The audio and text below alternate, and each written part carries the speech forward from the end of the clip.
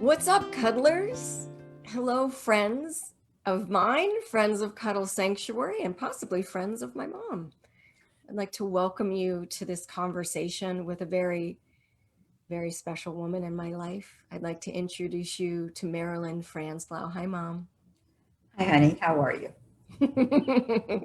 I'm good. What would you like for people, if people were to refer to you, what would you like for folks to call you if they were going I'm to comment? I'm very comfortable being called Marilyn. This idea was inspired by Victoria, who helps with diversity, equity, and inclusion, and also social media at Cuddle Sanctuary. So thank you, Victoria, for this brilliant idea. I told Victoria one way in which you were helping me behind the scenes with Cuddle Sanctuary.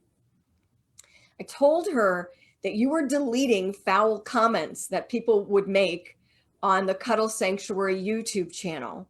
They're not really specific to me, these foul comments. They're comments of they're bots, and they're people being inappropriate, as people do on YouTube in sort of a public space. I forward you an email. Yes, you Step send me an one. email. Right, that's the And the first one. email does a good job because it's from YouTube and it says the name of the video. And then you see the comment. Right. And then you go and try to find the video. And that was the toughest part of our work. Finding the video, and then I have to move the comment up to most recent. That's right. So, Mom, you didn't have you don't go on YouTube very often. That wasn't a place you would typically visit. So YouTube, but usually for finding old movies, or if I'm curious about how to use my phone, or so you're using YouTube as a utility and for entertainment, Yeah. but you never had business. no, Right? No, So this is navigating, like finding the Cuddle Sanctuary channel and finding the actual video was a thing. right, And then actually finding the comment. and then deleting the right comment and not the nice comments. That's right. That's right. So I told her you were doing that. She found it delightful, because between the three of us, we're in three different generations. Me as Gen X, Yeah.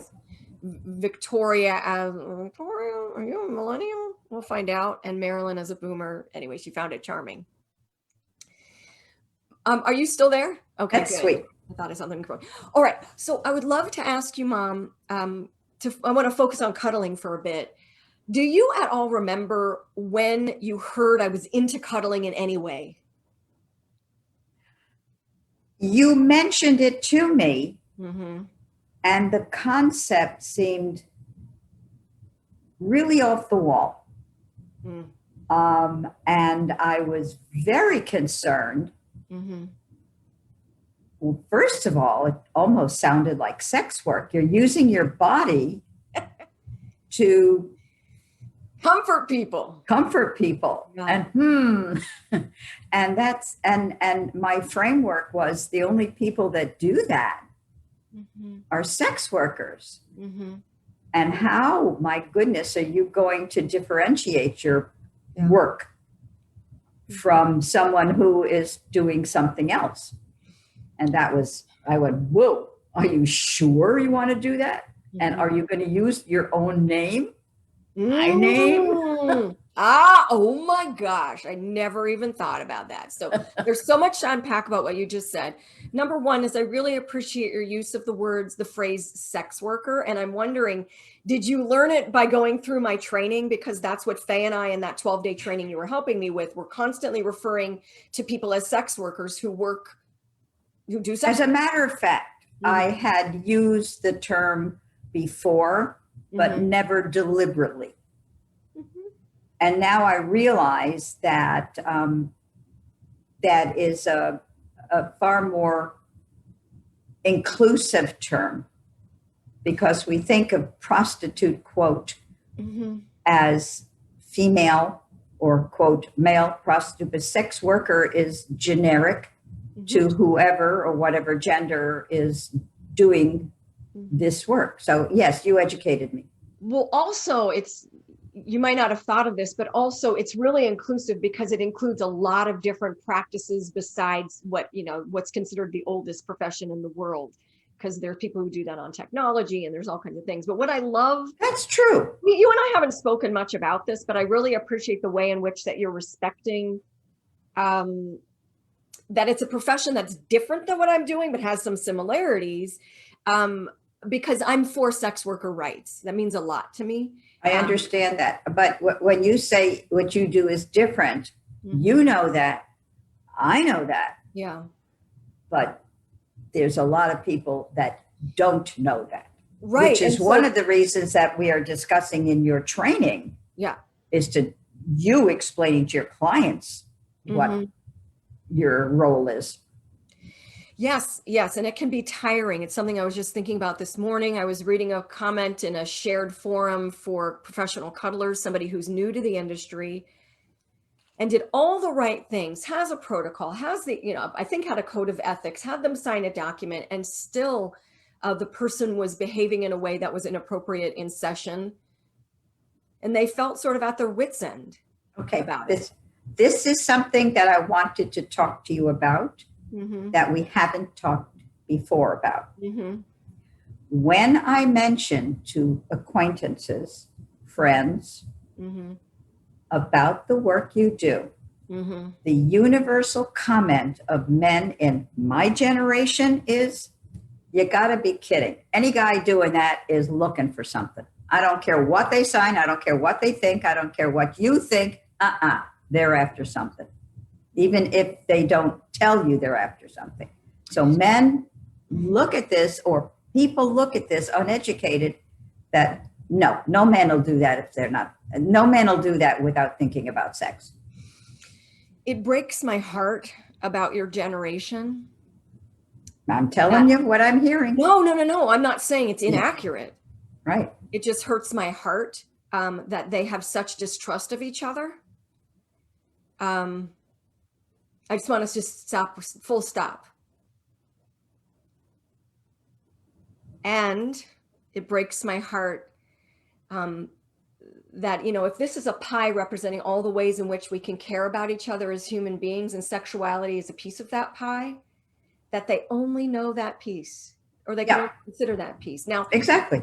In a conversation with them, I might say, have you ever hugged somebody who was grieving or crying? And if so, are you trying to get something from them?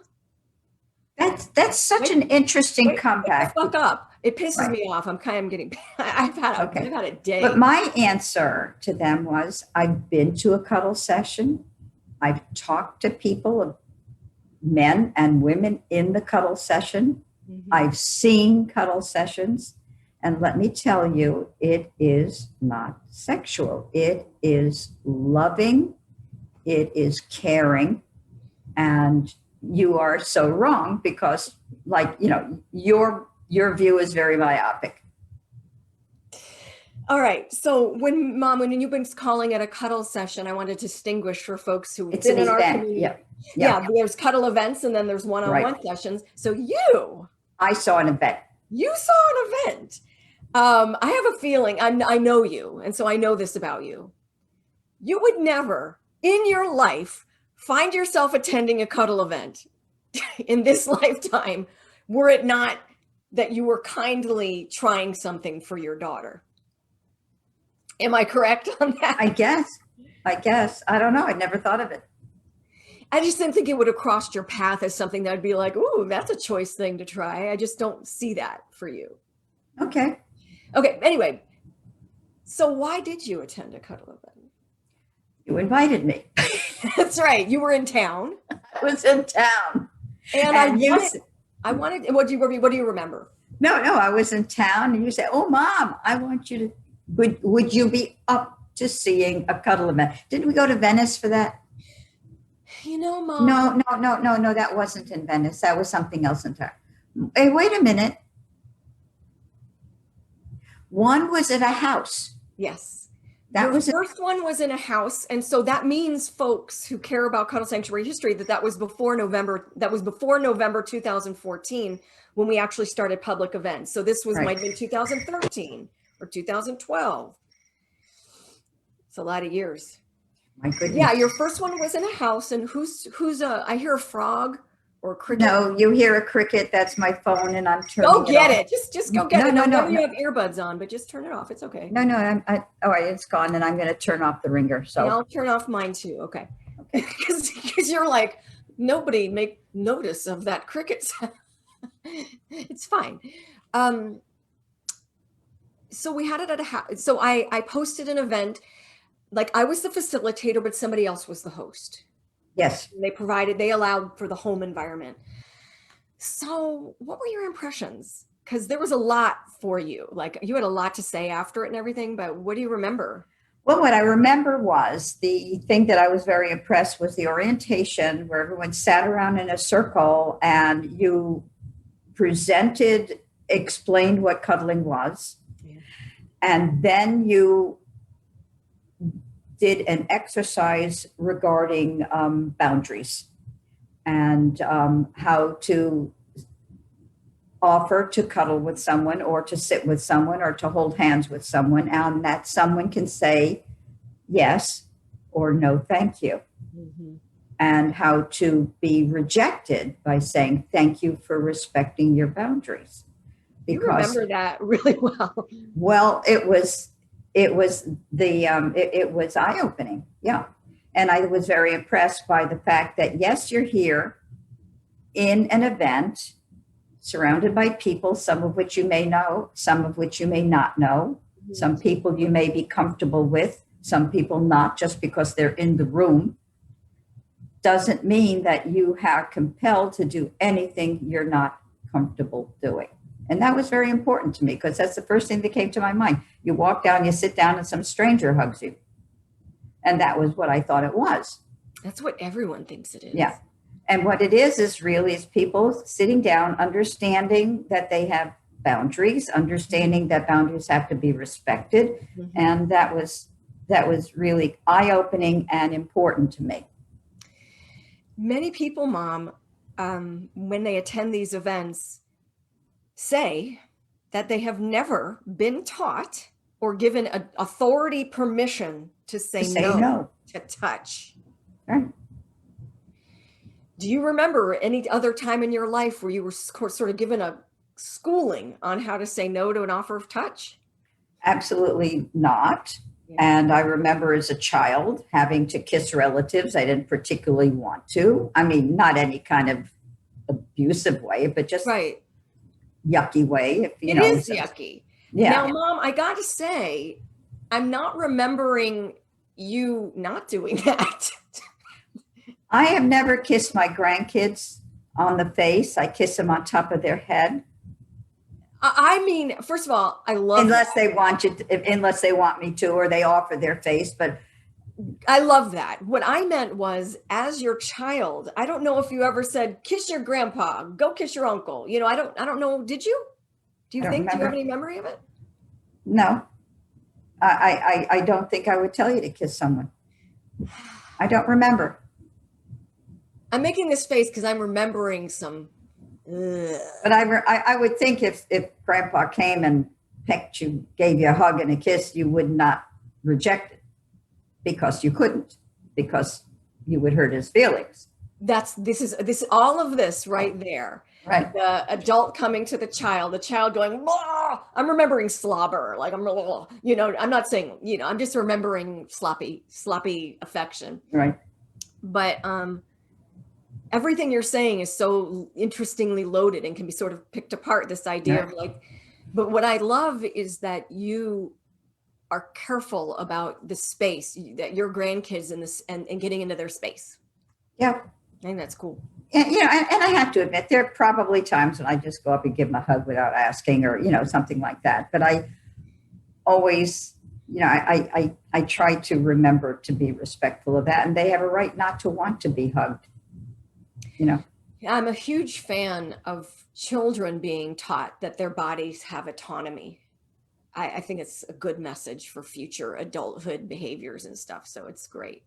How does that sit with you talking about this? Is it uncomfortable? No, not at all. Okay. Sure. I'm looking at my list of amazing questions to ask you. And the reason it's an amazing list is because Marilyn. I made it. Marilyn. Me. Yeah. So, ooh, at the Cuddle event that you attended, you did something I thought that was very bold and very important. You left. Yeah, well, at the time, and this is me sexualizing touch. Mm-hmm. At the time, I was a married woman. Mm-hmm. My husband and I hadn't talked about me participating in this kind of event. I thought he would have liked to have known. Mm-hmm. It's just me and how I thought he would. So I said, I'm not comfortable doing this. And I realized as I go through life and think back on that, again, it was me sexualizing touch. Well, Mom, number one, I'm so glad you honored and respected where you were at the time. Because that is exactly what the prior exercise about saying no thank you was about. I felt like when you left, you felt quite good about leaving. Yeah. Because you're like, you've given me permission, you've given me an out, and goodbye, da da da da da da da da da da. Like, I think you enjoyed taking my word for it. Yeah. That no thank you means no thank you to the event. I loved it. And when you say me sexualizing touch, this discussion about talking to a partner before going to a cuddle event remains current to 2021. I think that was really smart of you and very respectful. Because just because you know now that it really is platonic and soothing, and you knew it then, but there was something about it that didn't feel right. And I think it's a new concept. Yeah. But also it's about affection. Yeah. Are you allowed to, in your relationship agreements with your husband, are you allowed to receive affection outside of your marriage? That's a good question. And I don't think you ever had to ask Dad, can I hug the kids? Can I hug my daughter and my son, my Right, daughters? of course, yeah. Because that affection sharing is culturally sanctioned. But sharing affection between friends or new people that you meet, there is no place in our culture for it so much. Is there? Not except for what you do. Right. So it makes total sense to me. And if it were happening now, right, I still would encourage you to have that conversation with your partner before coming to a cuddle event, just to clarify, what does it mean to you? What does this mean to me? It could be a very, very interesting conversation. You probably know how I feel about this, Mom, but I'm concerned when people make relationship agreements that block receiving comfort and care from others in their community. And I'm curious if you think that's debatable. I think everybody has to define what their relationship is amongst themselves, and other people shouldn't define for other people. I think you just schooled me. I'm just going to sit with that and let everyone just let that settle. That was awesome. Is it okay if I share with you what my like, what's the chip on my shoulder about that, or what's behind? Yeah, tell me your perspective. My perspective is that I run into people who are partnered and their partner will not touch them. They're not having sexual relations in their relationship, and they're not having cuddling relations in their relationship. For a variety of reasons. The partner could have trauma. The partner could have, the partnership could be in, on the rocks, or, really a lot of friction. There could be some antagonism between the two. But that partner also says you can't touch anyone else. And I consider touch an issue of wellness. And so if I need to oxygen and food, water, and exercise, I would like to offer that touch is also something that humans need to feel well. And so are we allowed to block somebody through a relationship agreement from a vital nutrient of wellness? Now you know where I'm coming from. No, I understand what you're saying. Yeah, I understand what you're saying. But like I say, people have to work it out amongst themselves. Okay. Or not. Yeah. Yeah. We can make our world better, one person at a time. So you have to, do what you can and understand you can't change everybody. Thank you. Too big a burden for one person. Wise words.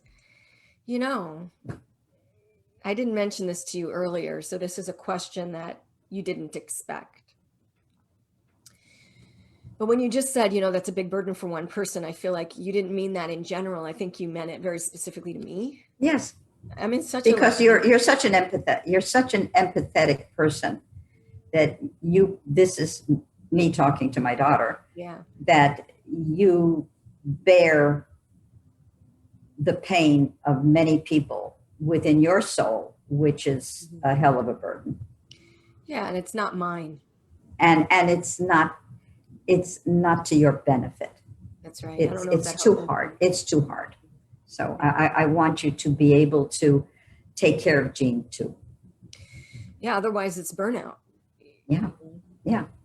Anyhow, that's the question I was going to ask. Let's shake it off. But the question I was going to ask actually is that you a long time ago mentioned an article that you read when I was in my 20s that helped you understand me better. And I'll never forget it. I remember even what I was doing when you told me about it. I don't remember. You'll remember when I tell you in a second. It was the idea of some children are challenging plants to grow like an orchid. Oh, somebody's like a delphinium. So Tony's like a delphinium. Okay, I think I remember that article. I think that was the name of it. And that's such a great title.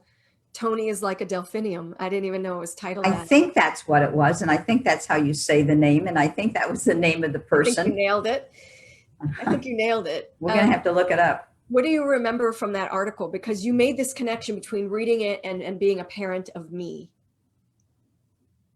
Gosh, it's such a long time ago. It's just that, think of a cactus and a rose. Each requires something different to thrive. And that was related to child rearing. That just what you need to do to have this one entity thrive. And then that was related to how you raise your children. You don't do the same thing for all your kids because all your kids need different things. So what do you remember about what a delphinium needs? Like why? I think it's a flower that is very particular and hard to grow. Yep, that's what I remember is like this flower needs some very special care. That's what I remember. That's funny you should remember that. Gosh, I haven't thought of that. I felt seen. I felt very seen when you made a connection between that article and me. At the time, I was a really depressed kid, a young adult.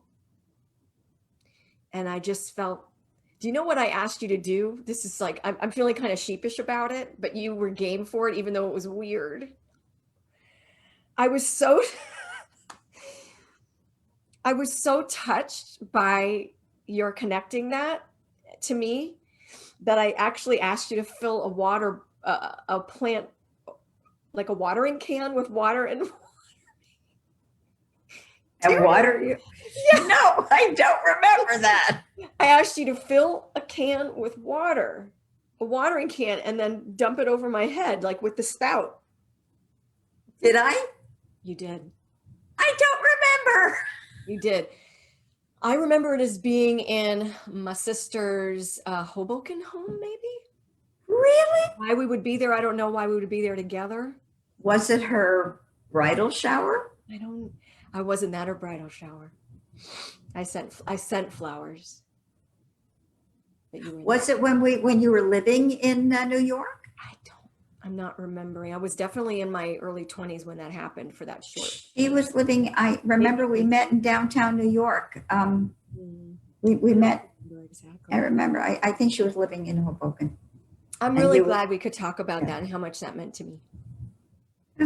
I have more questions for you. Okay. Okay. And here they are. This beautiful flamingo, good for Florida. Yes. Journal. Look at that. On topic. All right. Would you share, going back to like you've been helping me for at least a month. I guess, yeah, I Behind guess the it's a month. scenes. Is there anything you particularly enjoy doing of the things I've asked for your help with, and what has it been like to work with me in this different way, basically, where you're helping me with business stuff? I love doing your start papers. Yeah, That's let's explain what that is. That's when I get hired as an intimacy coordinator. It's the like paperwork. What do you like about it? Well, first of all, it's really easy to do. It's just answering questions, like on any job employment application. That's right. I love doing it because it's, as the talent, which you are, it's something you should farm out to somebody else, and having to fill out your paperwork. Like you say, they all want the same information, but there's no standardization to the forms. That's so right. There's, it's every line, name, address, social, blah, blah, blah, blah, blah. Right. So yeah, so it's easy peasy to do because you've given me all the information I need, and it's eminently practical, and I'm helping you make money. That's what I thought was your favorite thing, is that you were participating in my resource wellness. Right. I'm helping you make money and take care of yourself. And I've loved doing that. And I also am, I guess, taking somebody's job away. You could be paying to do that. And I'm glad I'm not.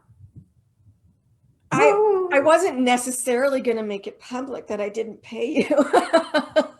Well, no, I wouldn't accept money. This is not, sorry. Thank you for your kindness. Okay. But anyhow, that to me, that part of it was a hoot. The part that I enjoyed with doing your, the work on the training videos for Cuddle Sanctuary and your cuddling work and your training and stuff like that. What I love doing is seeing how your mind works and, how you present yourself, because I felt it was seeing you as a professional person instead of as my kid. I know you as a mature woman see yourself as a professional person, but every parent has to look at their child and acknowledge this is a competent professional person, and it's great to see it. Thank you. That means a lot to me. I must say, I had a secret, a hope that as you went through the training doing what you were doing, that you would see some of the content and like see what I was doing. I would what? That you would see what I was up to. Yeah, no, that's exactly what I'm doing. I love it. And the fact that there's so many aspects of the work that isn't obvious, because it's a job, and every job has many facets to it besides the very moment that you're actually doing the quote job. Mm-hmm. And the training part of it, and how you're bringing people into the fold of doing this work, and also having them come into it with their eyes wide open as to what they're going to be doing, the challenges they're going to be facing, the administrative work they're going to have to be doing on their own behalf, and what they expect out of it as far as a livelihood. So all that was very interesting to me. Thank you. What my mom was doing, I want to share with folks, is helping the training be more accessible for people who may be blind or hearing impaired. And do it by describing what every photo looks like, and by actually making video summaries so that the videos. Well, You transcribed a few. Transcribe, right. But you summarized most. Right. Yeah. True. So it's better training because of you, and thank you. My pleasure. And again, I like seeing that part of you. Well, what I'm enjoying about it is there's so much I'm enjoying about it. But one thing I'm enjoying is that your life is blossoming right now as a post-COVID. You're socializing and safe from, and safer. And so the fact that we can get things done, but making sure your social life, like we could do things on your timetable. It's like a good combination of like, you get to do things that are interesting to you and helpful that fits into your social life, which is the order in which of priority. And also what I appreciate that you do is you give me time frames of when you need things, because I need time frames. I'm a great procrastinator. it's of giving deadlines to you is so enjoyable. I want this by Monday, Mom. You achieve them, except there was something that I don't think I've seen, and I think it was because it was difficult, which is the bullet points of like what your bio might be. Yeah, I'll just do it myself. I forgot. I think you forget the stuff that you don't want to do. I almost wrote it while I was explaining it, but what I was hoping to do is I've been trying to think of like, what can I call you and your role and stuff. And you said virtual assistant. I'm like, I want to come up with something better, like master of behind the scenes. Master behind the scenes, or mistress behind the scenes, Mistress, if you will. manager of behind the scenes. Right, there you go. Let's be generic. Right. So, can you share with folks your background relating to healthcare? Okay. I'm a registered nurse.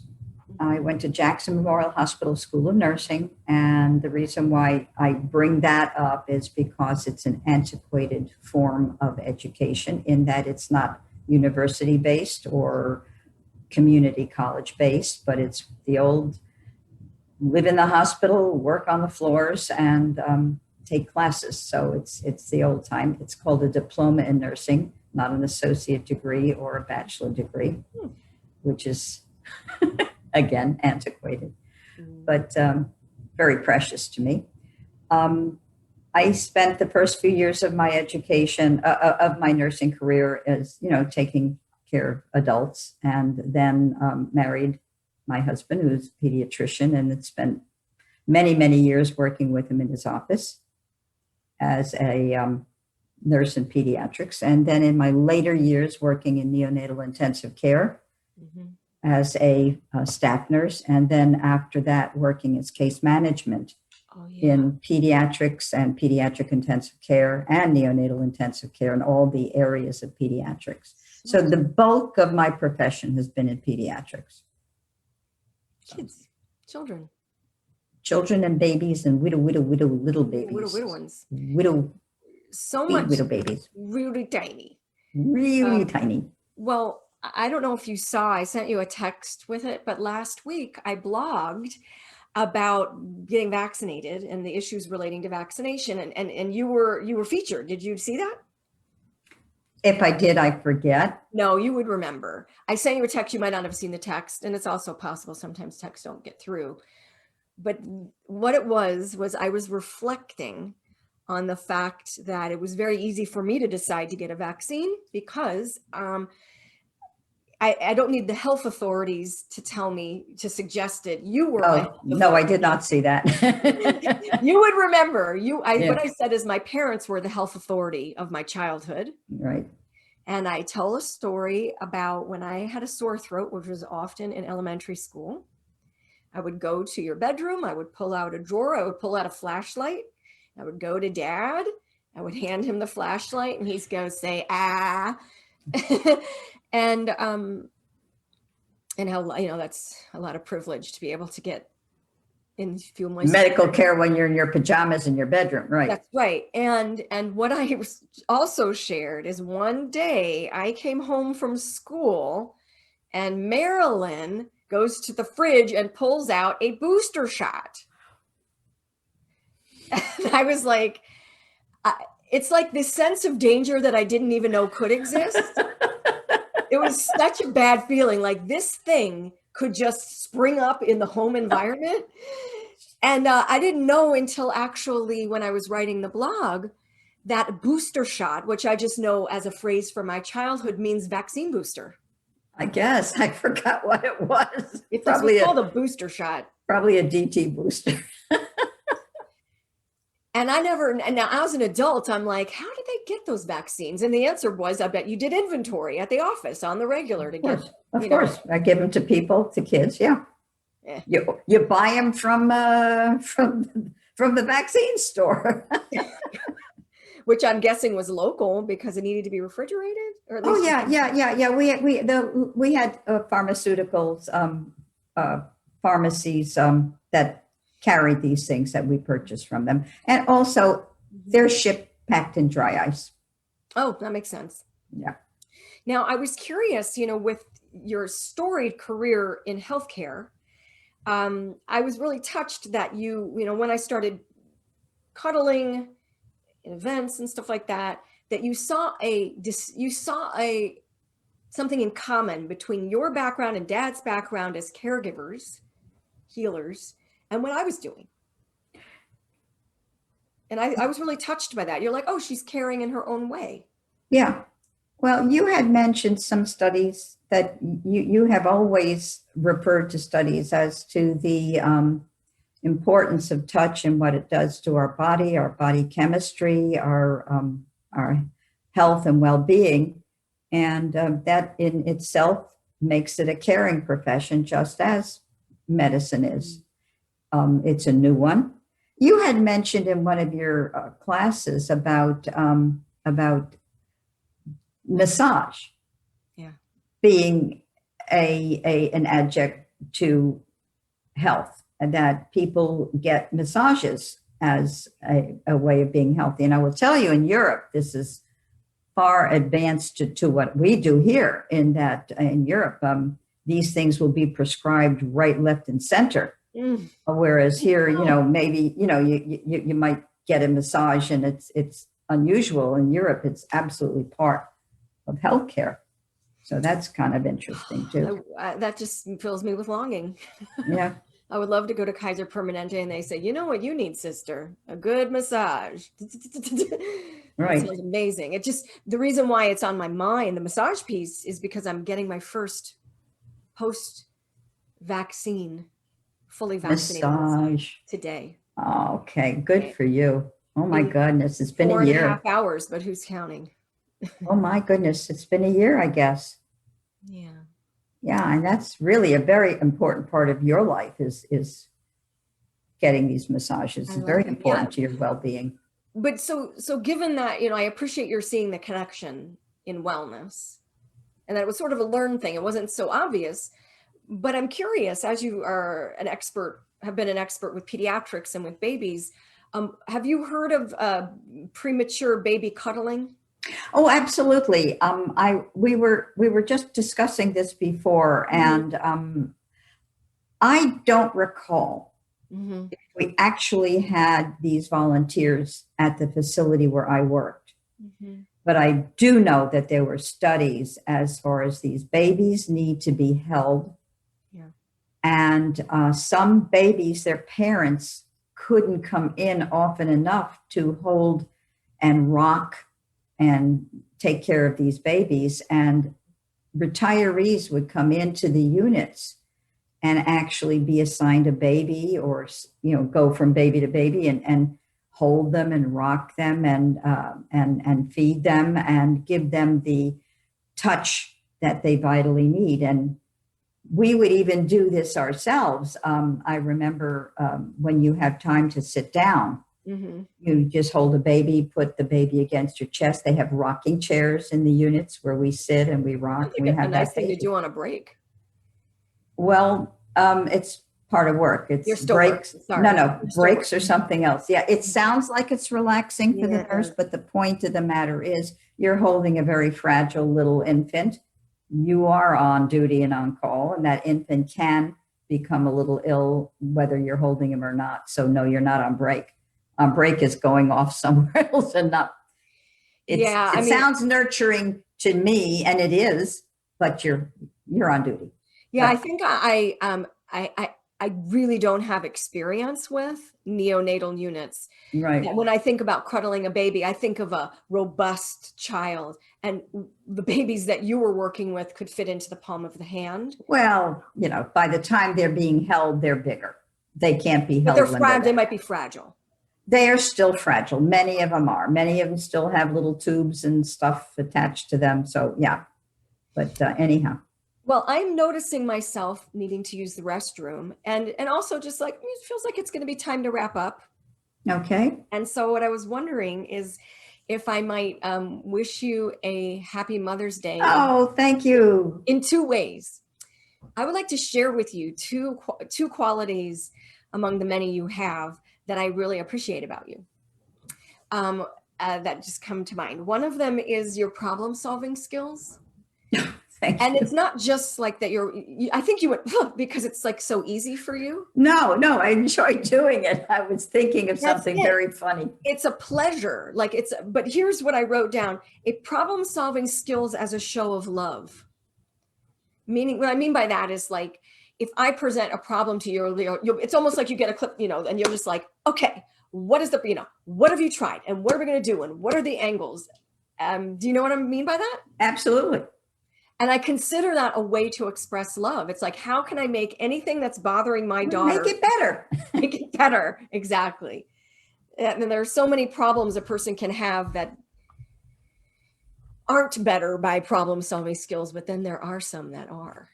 Like, I remember when I had a thyroid issue and I need to make some big decisions about my health and decision making and everything. We were like the healthcare system and navigating surgery, which I had over 6 years ago.